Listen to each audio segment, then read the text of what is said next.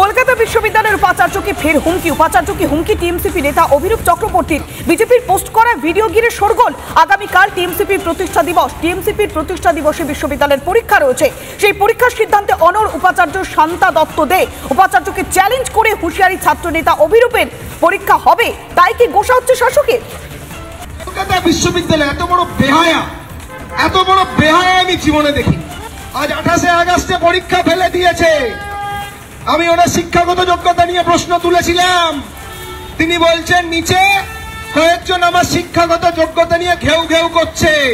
শান্তা দেবী, বেশি কথা বলবেন না, আমাদের ঘেউ ঘেউ নিয়ে কথা বলবেন না। আমাদেরকে যদি ঘেউ ঘেউ বলেন, আপনি রাজ্যপালের কাছে কতবার মেউ মেউ করেছেন সেটা আমরা তুলে ধরবো। কয় ঘন্টায় 28 আগস্টের পরে জবাব দেব, ইঞ্চিতে ইঞ্চিতে বুঝে নেব।